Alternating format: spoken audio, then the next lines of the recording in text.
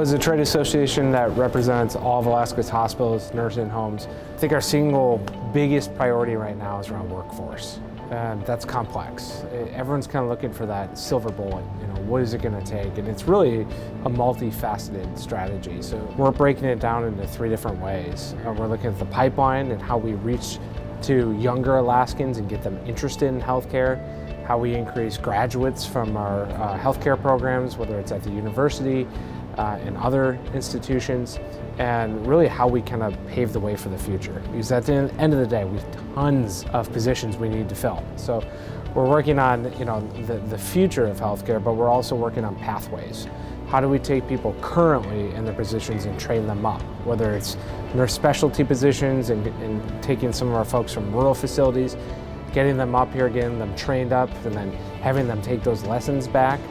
And how do you create pathways for non-traditional students or workers, to be accessible to everybody? And that almost brushes on health equity. So we have the pathways concept, and then really protection.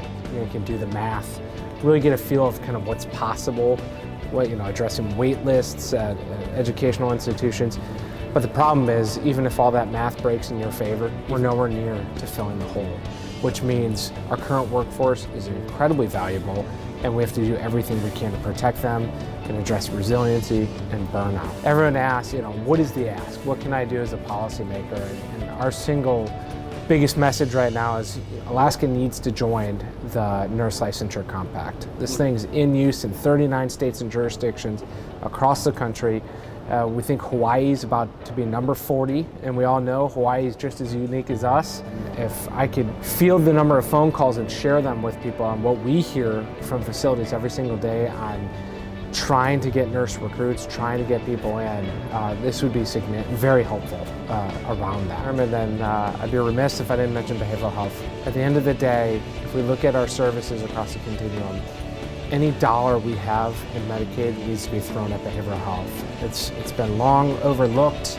We see people presenting at the hospital in crisis that easily could be served in the community. There's just no community providers because there's no incentive. So I threw a lot at you, but that's really kind of where we're looking.